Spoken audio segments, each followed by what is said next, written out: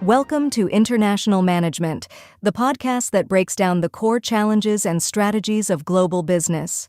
Based on Orlando Casabon's scripts for his international management class, each episode offers practical insights, clear strategies, real-world examples, and expert guidance to help you navigate complex global landscapes.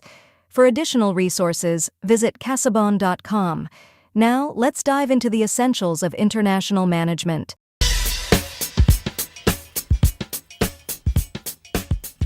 Hey everyone, and welcome back for another deep dive. Today we're going to be tackling a topic that's pretty complex and definitely crucial in today's world.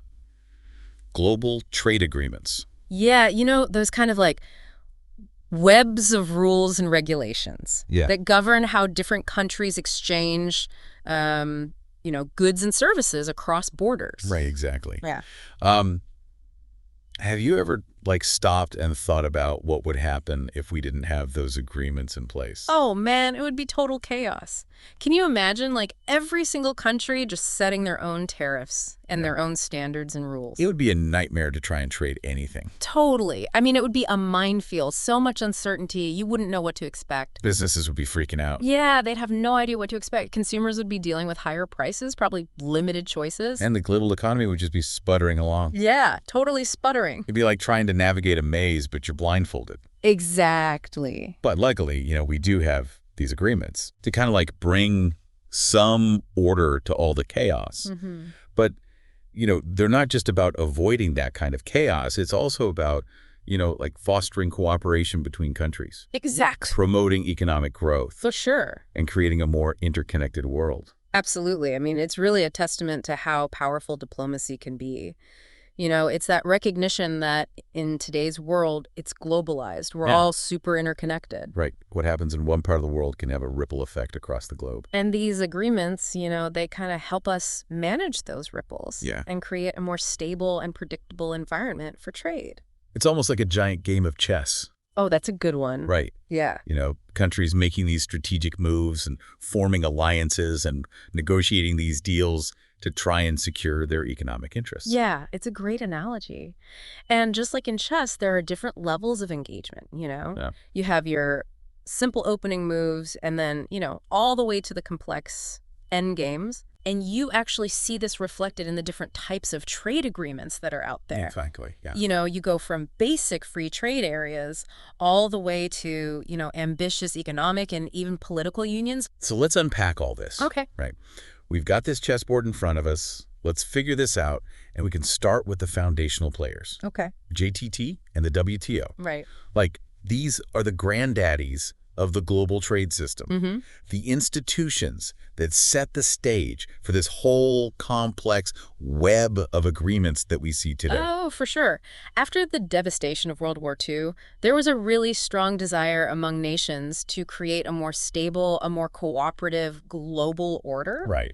Especially when it came to trade. Everyone had just gone through a really rough time. Exactly. And they recognized that the protectionist policies that were in place during the pre-war era, they really contributed to a lot of economic instability and conflict. And I don't think anyone wanted to see that happen again. No, and they were determined to chart a different course this time. Definitely. So in 1948, 23 countries came together in Geneva, and they signed the General Agreement on Tariffs and Trade, or GTT. Yeah.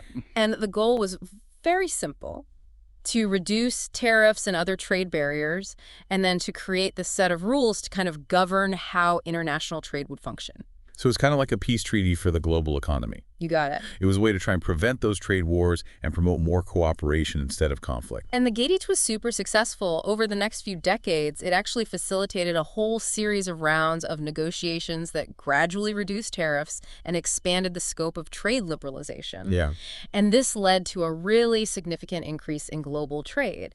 And it actually contributed to that post-war economic boom. That's great, but GATT wasn't perfect, was it? It had limitations, right? Yeah, you're right. I mean, it was mainly focused on tariffs. Okay. Tariffs on goods. Right. And it didn't really have a super strong enforcement mechanism. So as the global economy started to get more complex and interconnected, GATT kind of started to show its age. It did. And then the rise of new forms of trade, like services and intellectual property, and the fact that non-tariff barriers were becoming more important, things like regulations and standards, Right. exposed the gaps in the GATT system. It's like trying to fit a square peg into a round hole. Yeah. The world had changed, and GATT needed an upgrade. Yeah, it did. And that upgrade came in the form of the World Trade Organization, or the WTO. Okay, the WTO. And that was established in 1995, and they really built on the foundations of GATT, but they expanded the scope to include services, intellectual property, and really importantly, dispute settlement. So it was like GATT 2.0. Exactly. With better features, more functionality. Exactly. Okay, so the WTO is sometimes described as the policeman of global trade, right? They enforce the rules, make sure countries play by the rules. Yeah, and they also provide a forum for countries to come together and negotiate these new trade agreements and then, resolve disputes if they come up. But like anything, the WTO has its critics. Oh, yeah. Right. Some argue that it's too bureaucratic, that it kind of favors the interests of developed countries over developing countries, and that it's not doing enough to address things like labor rights or environmental protection. Yeah, and those are valid criticisms. And to be honest, the WTO has been grappling with these challenges for years. Right. It's important to remember that the WTO is a product of all these negotiations and compromise between all of its member countries. Yeah. And if they want to make any reforms, they have to have consensus. So it's a slow process. It is. It's very slow and often contentious. But the WTO is constantly evolving and to try and adapt to the changing dynamics of the global economy. It's like this giant ship that's trying to change course. Yeah. It takes time, effort to get it pointed in a new direction. It does. But the WTO is still a crucial institution for global trade. Yeah. It provides a framework for cooperation and a set of rules that help create, a more level playing field for all the countries involved. So we've kind of covered those foundations of the global trade system, with GATT and WTO setting the stage for this very complex web of agreements we see today. Yes. But let's zoom in a bit and kind of explore the different types of trade agreements that countries can enter into. Okay. Because it's almost like a spectrum, right? It is. Ranging from these simple handshake deals all the way to full-blown mergers. Yeah, you got it. At the most basic level, we have free trade agreements, FTAs. And that simply involves two or more countries agreeing to reduce or completely eliminate tariffs on goods traded between them. So like if a group of friends decided not to charge each other for snacks. Ooh, I like that. Right. Everyone brings their own snacks. They keep their own preferences. But within that friend group, it's all free and easy. I love that analogy. So these free trade agreements, they can be bilateral, just involving two countries, or multilateral, involving several. They're relatively simple to negotiate and implement. They are. And they can provide a pretty quick boost to trade between the participating countries. But of course, they have limitations as well, right? They don't address some of the other barriers to trade, like regulations and standards. Right. And they don't necessarily lead to that deeper economic integration. Right. So if countries want to go beyond just reducing tariffs, they could opt for a customs union. Okay. And this involves not only eliminating tariffs between the member countries, but also establishing a common external tariff on goods imported from outside the union. So using that snack analogy, it's kind of like those friends coming together and saying, okay, this is the price for snacks bought from anybody outside the group. Yeah. So anyone who wants to sell snacks to the group has to deal with the same set of rules. Exactly. A customs union actually creates this more unified market. And it can actually be a stepping stone towards deeper integration. Okay. But it does require more coordination Right. and harmonization among the different member countries, especially when it comes to their trade policies. So if they wanted to take it a step further and do more than just goods, you would move into a common market. Yes. And then that allows for the free movement of not just goods, but also people and capital. That is exactly right.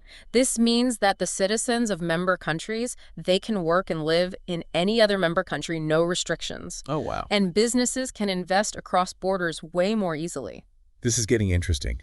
Imagine the possibilities. You could work in one country, invest in another, and this is all within this integrated zone. Right. No more visa headaches, no more complicated financial transfers. Exactly. You're getting it. It's a significant step towards creating a truly integrated economic space. So what's after a common market? Is that where we get to the economic union merger? Yes, that's right. An economic union is where, those snack sharing friends, They decide, all right, we're going to fully merge our snack operations. They adopt a common currency, so it's the same currency for everybody. Wow. A single central bank that manages their snack economy. Okay. So they're basically like a single snack superpower. That's right. That's what they are. That's a lot of trust and coordination. A lot of trust, and it's not something that happens overnight. Economic unions require a high degree of political will and economic convergence. So is that peak integration? Is there anything beyond an economic union? Well, you have the final stage, the ultimate stage, the political union. Okay. And this is where our snack-sharing friends basically become this big, happy family with a single government, a unified political system, and a shared destiny. Okay, so this is really serious. It is. So the political union, that's like the happily ever after of this whole integration story. Yeah. I mean, in a way, yes. It's the ultimate expression of trust and cooperation, where their individual identities kind of merge into this larger whole. So this whole spectrum of integration is fascinating. It is. It really shows how countries can gradually deepen their economic ties, moving from those simple tariff reductions to a full-blown economic and political unification. It's amazing, you know. It's a testament to the evolving nature of global cooperation and that recognition that in a world where our economies are becoming increasingly intertwined, deeper integration can have significant benefits. Yeah. You know, from increased trade and investment to even greater political stability. It's not always a smooth ride, though, is it? No, it's not. We've seen how integration efforts have faltered or even completely reversed course as countries grapple with the challenges of coordinating policies, sharing sovereignty, and, managing the inevitable tensions that come up when you have these very diverse economies and political systems. Right, because integration is a complex and dynamic process, and there will always be winners and losers. All right, some businesses and workers may really benefit from that increased trade and investment, while others might face stiffer competition, maybe even job losses. Exactly. And of course, there's always those political considerations as countries try to weigh those benefits of integration against the potential loss of sovereignty and the challenge of trying to reconcile all these different national interests. Absolutely. Integration is not a one-size-fits-all solution. Right. And it requires careful planning, a lot of negotiation, and a willingness to compromise. So we've laid that groundwork, We've talked about the foundations of GATT and the WTO and then the spectrum of the integration stages. Yes. So next, we're going to delve into some real-world examples of trade agreements. Okay. Sounds good. Explore those successes, the challenges, the controversies that kind of shape this fascinating landscape. So stay with us. All right. Welcome back. So before we jump into specific trade agreements, I think it's worth taking a look at a region that's often seen as a model of integration, Yeah. The European Union. The EU. It's a fascinating case study, really is full of ambition, challenges, it's got it all. I'm excited to dig into this one. I mean, the EU's journey from a post-war kind of coal and steel community to this 27-member economic and political powerhouse. That's just remarkable. It is. It really is. It's a testament to, the power of vision and cooperation, and that belief that a deeper integration can actually lead to lasting peace and prosperity.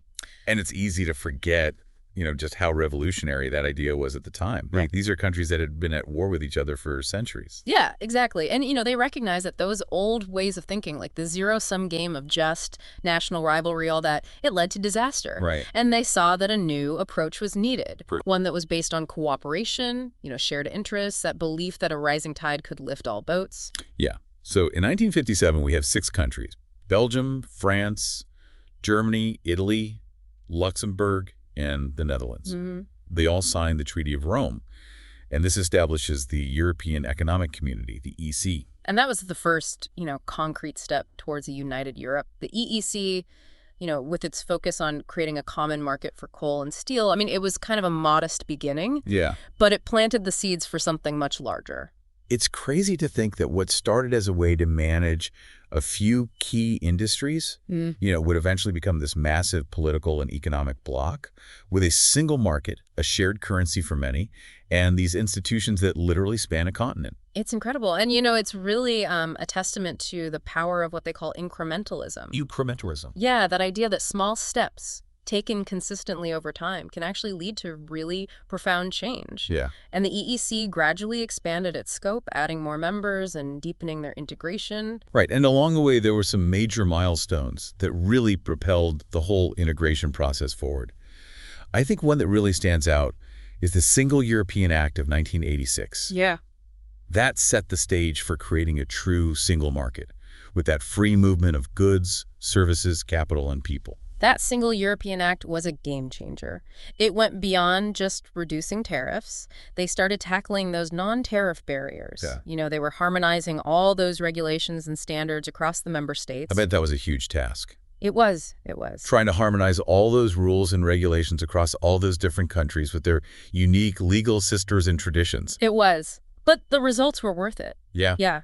I mean, the single market created one of the largest and most integrated markets in the whole world. Right. I mean, you've got over 500 million consumers. That's a lot of people. It is. And a combined GDP that's larger than the United States. No wonder every business around the world wants a piece of that EU pie. And then the EU's economic clout grew even stronger with the introduction of the euro in 1999. This was a huge, ambitious move, creating a single currency for 19 of the EU's member states. The euro has become like a symbol of European unity, hasn't it? But I know it's also been a bit controversial, especially during the Eurozone crisis back in the early 2010s. Yeah, and the euro is a fascinating example of the complexities and challenges of economic integration. Yeah. Because on the one hand, you have all these significant benefits like reduced transaction costs, greater price transparency, and you get increased trade within the Eurozone. Right. But on the other hand, it's also kind of exposed some of the vulnerabilities that come with having a single currency system. Okay. Especially when member states, they have different fiscal policies and different levels of economic competitiveness. So it's kind of like a marriage in a way. Oh, that's a good one. You have to be willing to compromise and coordinate and support each other even when things get rough.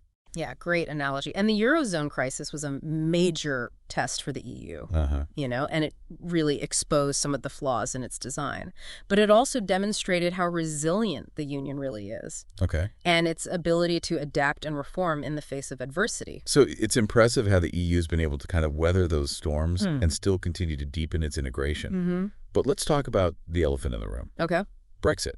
Brexit. The UK's decision to leave the EU back in 2020. I mean, that was a seismic event, both for the UK and for the EU. It was. I think it was a reminder that even the strongest partnerships can fray under pressure. Right. Especially when you're dealing with complex issues like national identity, sovereignty, economic interests. All those things kind of collide. Yeah. And it also really highlighted that tension, that ongoing tension between the forces of globalization and the rise of nationalism and populism, that we're seeing in so many different parts of the world. It is, and it's playing out not just in Europe, but in other regions too. Right. As countries grapple with, trying to manage globalization, balancing their national interests with global cooperation, and then trying to address the concerns of citizens who are feeling left behind by this rapid pace of change. So Brexit was a wake-up call for the EU.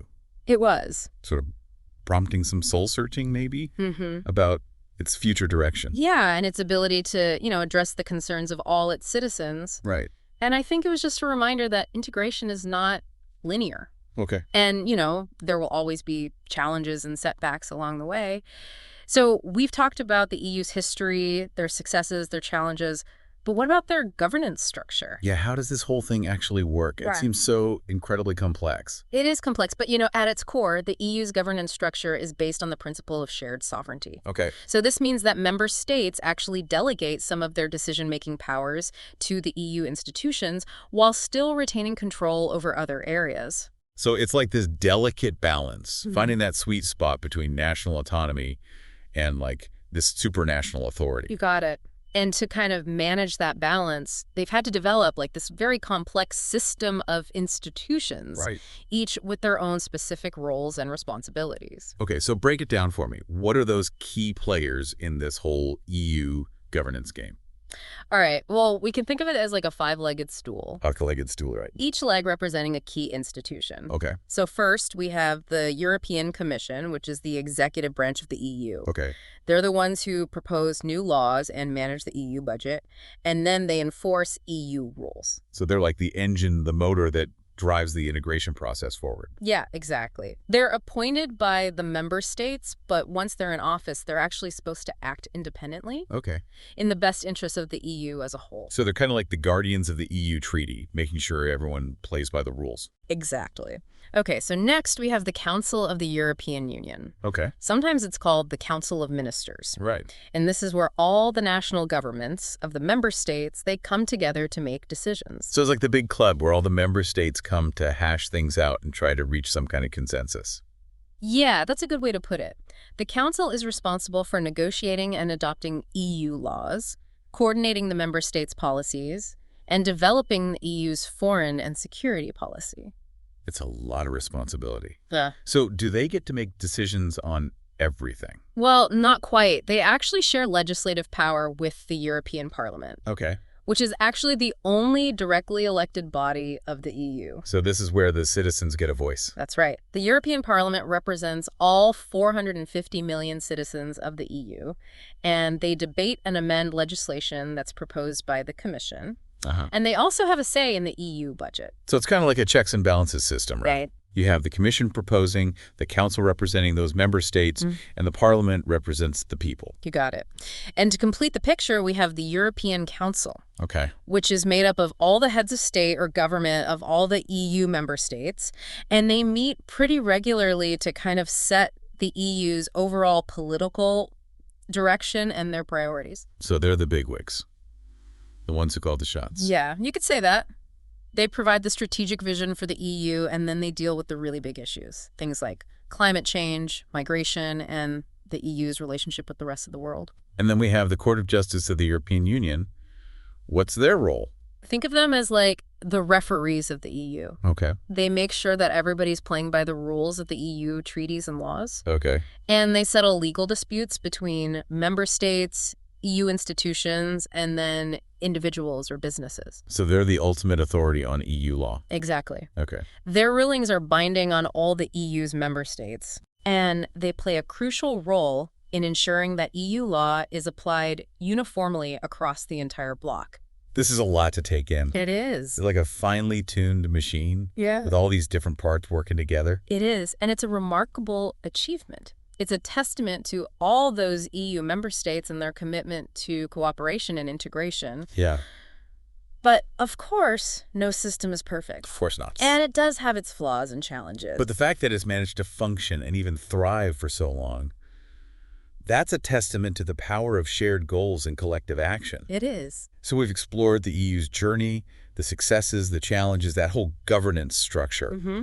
Now let's broaden our horizon a bit and look at some other examples of trade agreements around the world. Okay, sounds good. Because each region has its own kind of unique dynamics. They do. Its own set of challenges and opportunities, and their own unique approach to integration. From those like bustling markets of Asia to the vast plains of North America, the vibrant economies of South America to those emerging markets in Africa. Wow. We're going to see how countries are forging new partnerships, breaking down barriers, and really navigating this whole complex currents of global trade.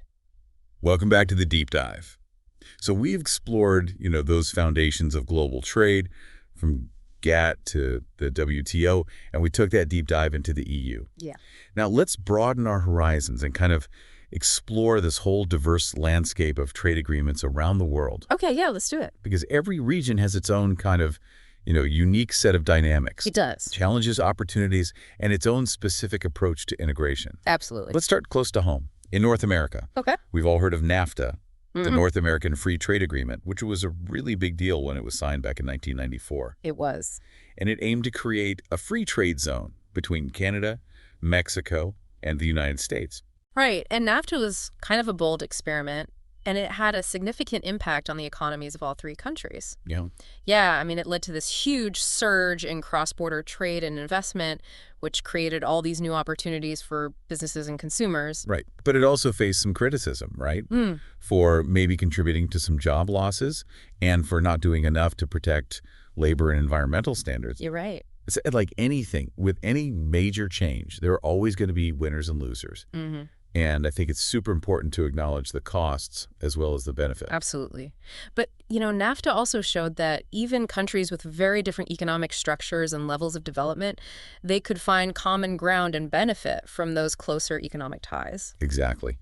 And NAFTA's legacy lives on, right? It does, in its successor, Yeah. the USMCA. Yes.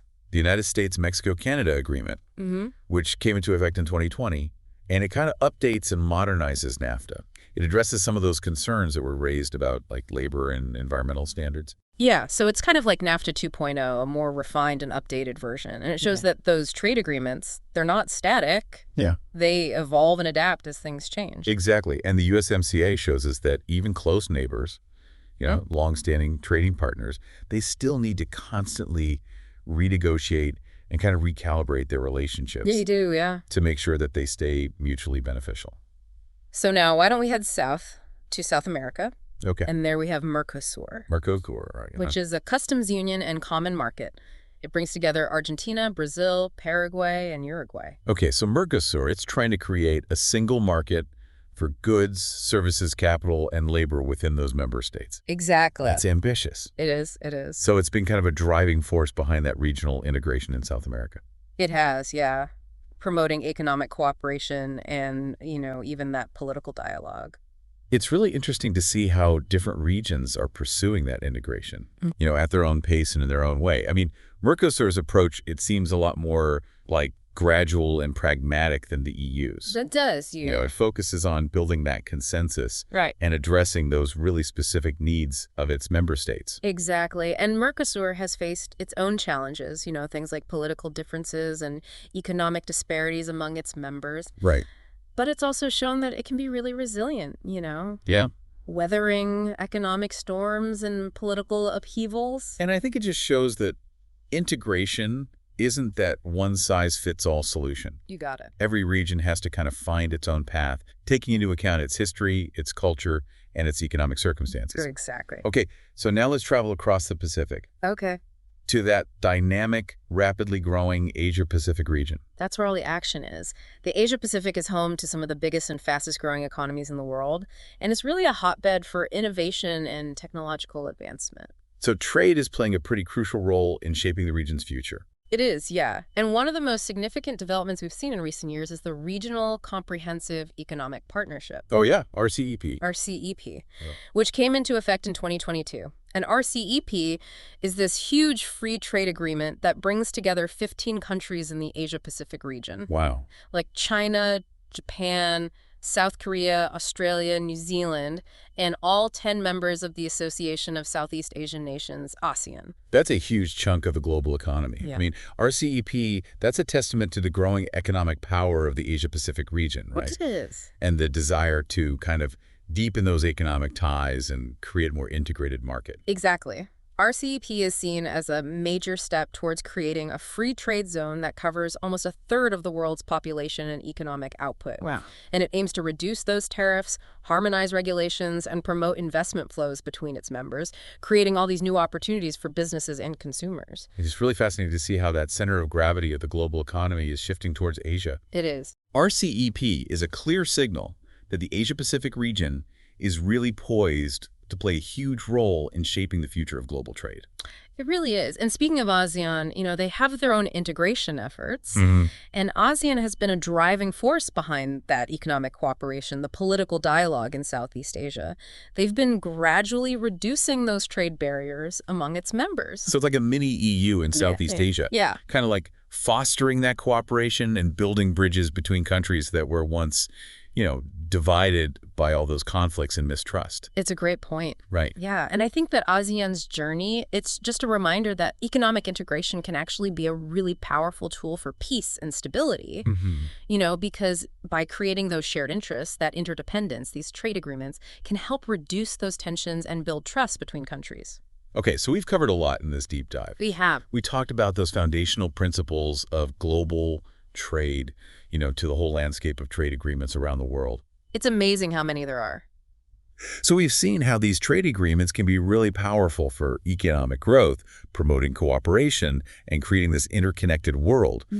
But of course, they come with challenges and controversy, too. Oh, they do, yeah. They create those winners and losers.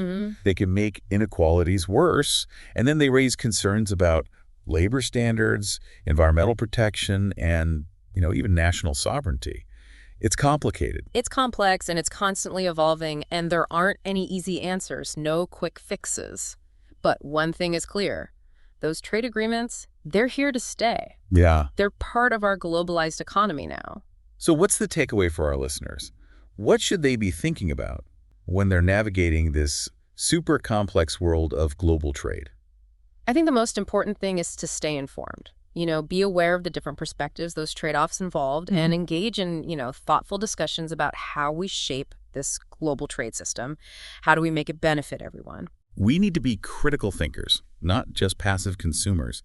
We need to ask questions and demand transparency from our leaders and the institutions that govern all this global trade. Absolutely. And we have to remember that trade isn't just about the economics. It's about people. It's about people's livelihoods and creating a more just and sustainable world. Well said. Thank you so much for joining us for this deep dive into the world of global trade agreements. Of course, it was a pleasure. We hope you found it insightful and maybe even a little bit inspiring. Absolutely. Until next time, stay curious, stay engaged, and keep exploring this fascinating world around us. See you next time.